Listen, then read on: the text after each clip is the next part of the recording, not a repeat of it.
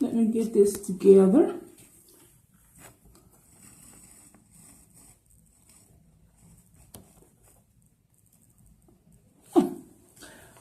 Good afternoon, everybody. This is your psych girl, Jennifer McCrae, J Shrink. And as you know, I do analysis, psychological, not psychoanalyze, but just analysis, psychology-wise, or psychologize different people that are in the media or that are trending. As you know, I do not do gossip. I do not do sports. I do not do celebrity worship unless it's like, for instance, those Justin Bieber and what's her name? What's that girl's name?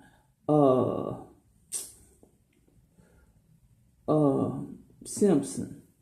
I cannot think of her name. But anyway, so why am I not able to think of that girl's name? Give me to me one more time. That girl there, she's bipolar, and I don't know who Justin is. He wants to get out of the business, but I'm not going to do them because they're still young and they're still going through mental battles, identity issues.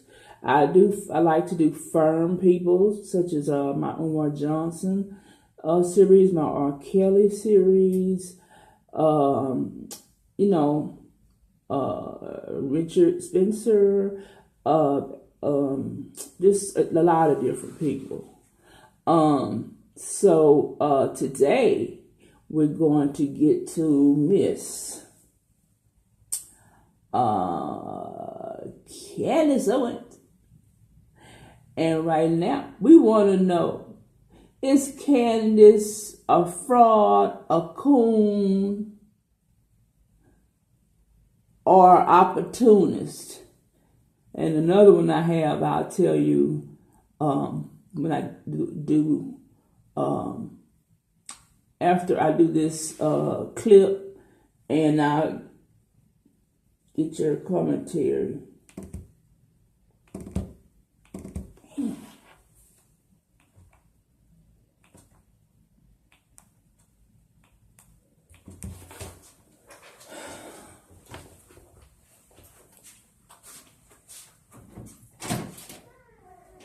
I'll be back in a minute, y'all. I ain't mean. You get some more messages.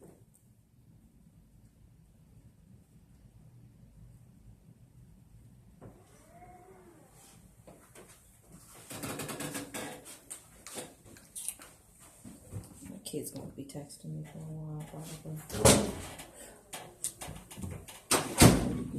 I'll just talk about her. Yeah. So we're I'm sorry about that. We're trying to get set up because I don't have Patreon. I don't have Google Play. I don't have monetization. Okay, thank you. Okay, right now I'm going to play a little sample. She's a character. She is a character. And I'm going to play a little sample of her character and analyze her.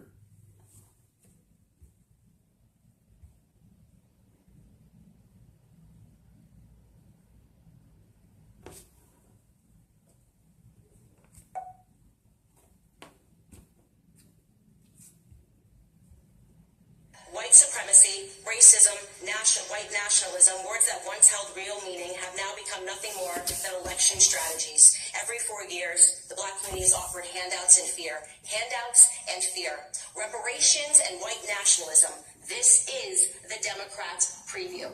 There isn't a single adult today that in good conscience would make the argument that America is a more racist or a more white nationalist society than it was when my grandfather was growing up. And yet we're hearing these terms sent around today because what they want to say is that brown people need to be scared, which seems to be the narrative that we hear every 4 years right ahead of a presidential election. Mr. Chairman, Ranking Member Mr. Collins, thank you for having me here today. I received word on my way in that many of the journalists were confused as to why I was invited, and none of them knew that I myself was the victim of a hate crime when I was in high school. That's something that very few people know about me because the media and the journalists and the left are not interested in telling the truth about me because I don't fit the stereotype of what they like to see in black people. I'm a Democrat. I support the President of the United States, and I advocate for things that are actually affecting the black community. I'm honored to be here today in front of you all because the person sitting behind me is my 75-year-old grandfather. I've always considered myself to be my grandfather's child, and I mean to say that my sense of humor, my passion, and my work ethic all comes from the man that is sitting behind me. My grandfather grew up on a sharecropping farm in the segregated South. He grew up in an America where words like racism and white nationalism held real meaning under the Democrat Party's Jim Crow laws. My grandfather's first job was given to him at the age of 5 years old, and his job was to lay tobacco out to dry in an attic in the South. My grandfather has picked cotton, and he has also had experiences with the Democrat terrorist organization of that time, the Ku Klux Klan. They would regularly visit his home and they would shoot bullets into it. They had an issue with his father, my great-grandfather. During my formative years, I had the privilege of growing up in my grandfather's home. It's going to shock the committee, but not once, not in a single breath of a conversation did my grandfather tell me that I could not do something because of my skin color. Not once did my grandfather hold a gripe against the white man. I was simply never taught to view myself as a victim because of my heritage. I learned about faith in God, family, and hard work. Those were the only lessons of my childhood. There isn't a single adult today that in good conscience would make the argument that America is a more racist or a more white nationalist society than it was when my grandfather was growing up. And yet we're hearing these terms sent around today because what they want to say is that brown people need to be scared, which seems to be the narrative that we hear every 4 years right ahead of a presidential election. Here are some things we never hear. 75% of the black boys in California don't meet state reading standards. In inner cities like Baltimore, within 5 high schools and 1 middle school, not a single student was found to be proficient in math or reading in 2016. The single motherhood rate in the black community, which was at 23% in the 1960s when my grandfather was coming up, is at a staggering 74% today. I'm guessing there will be no committee hearings about that. There are more black babies aborted than born alive in cities like New York, and you have Democrat Governor Andrew Cuomo lighting up buildings to celebrate late-term abortions. I could go on and on. My point is that white nationalism does not do any of those things that I just brought up. Democrat policies did. Let me be clear. The hearing today is not about white nationalism or hate crimes. It's about fear-mongering, power, and control. It's a preview of the Democrat 2020 election strategy, same as the Democrat 2016 election strategy. They blame Facebook, they blame Google, they blame Twitter. Really, they blame the birth of social media, which has disrupted their monopoly on minds. They called this hearing because they believe that if it wasn't for social media, voices like mine would never exist. That my movement Blexit, which is inspiring black Americans to lead the Democrat Party, would have never come about. And they certainly believe that Donald Trump would not be in office today. Looking on the next thing to focus on, now that the Russian collusion hoax has fallen apart. What they won't tell you about the statistics and the rise of white nationalism is that they've simply changed the data set points by widening the definition of hate crimes and upping the number of reporting agencies that are able to report on them. What I mean to say is that they're manipulating statistics. The goal here is to scare blacks, Hispanics, gays, and Muslims into helping them censor dissenting opinions, ultimately into helping them regain control of our country's narrative, which they feel that they lost. They feel that President Donald Trump should not have beat Hillary. If they actually were concerned about white nationalism, they would be holding hearings on Antifa, a far-left, violent, white gang who determined one day in Philadelphia in August that I, a black woman, was not fit to sit in a restaurant. They chased me out. They yelled race traitor to a group of black and Hispanic police officers who formed a line to protect me from their ongoing assaults. They threw water at me. They threw eggs at me. And the leftist media remained silent on it. If they were serious about the rise of hate crimes, They may perhaps be examining themselves and the hate that they have drummed up in this country.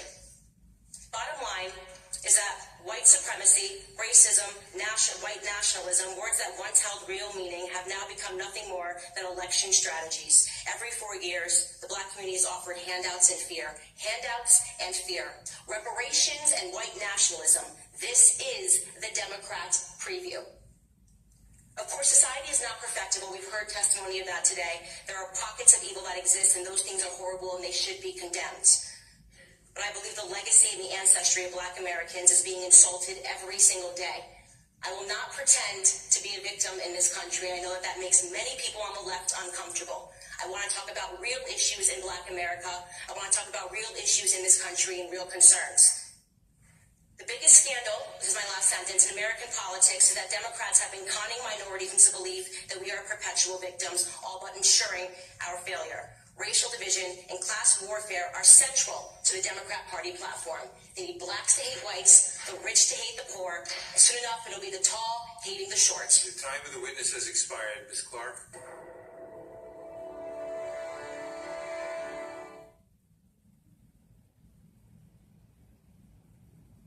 You've heard about the black card, right? No, not the one from Visa or American Express. This one is much more valuable. There are entire organizations that have been built upon it, and individuals that have used it to acquire both wealth and influence. If this sounds like something you might wish to own, you should know that there is only one way you can get your hands on it. You have to be born with black skin. That's the only requirement. Really. You can be poor, middle class, rich, it doesn't matter. The black card will still confer upon you an entire history of oppression, even if you've never been oppressed. Flash the black card and most white people will cower. Play the black card expertly and you can win awards, make millions, all the while claiming that the people who got you there somehow hate you. With a black card, you can sell books full of indecipherable prose, because with a card that powerful, who cares if your words make any sense?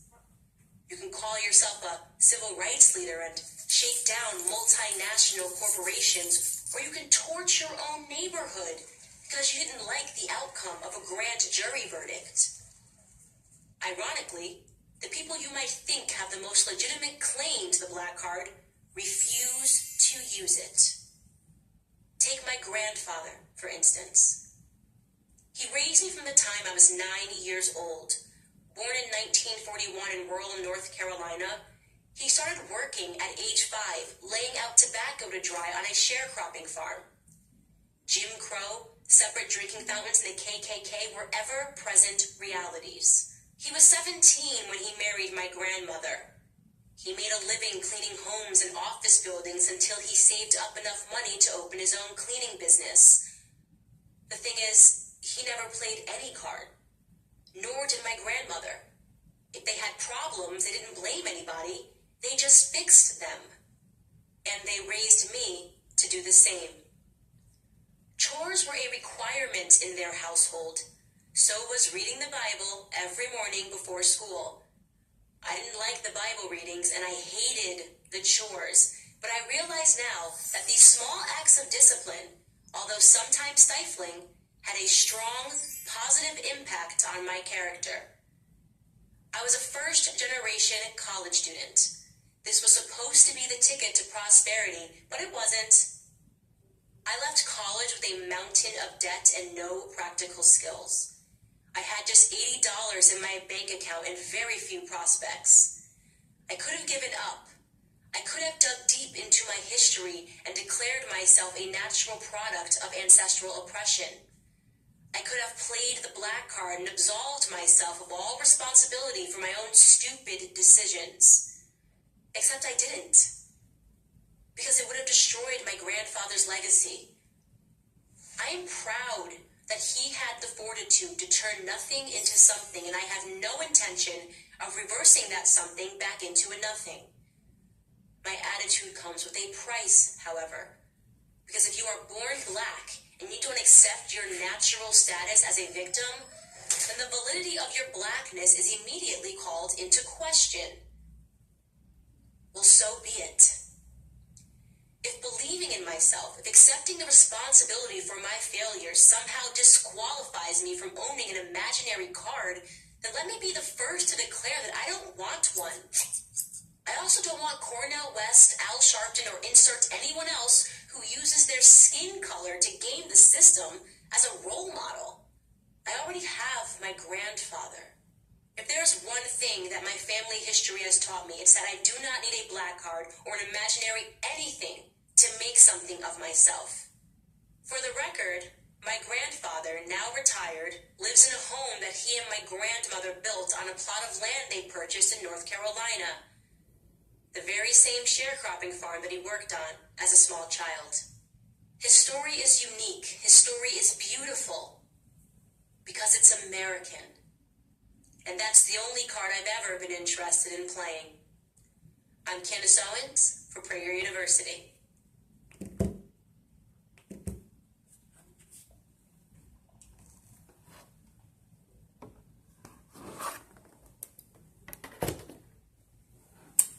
Okay, everybody. Let me see if I can put this up a little bit. Oh.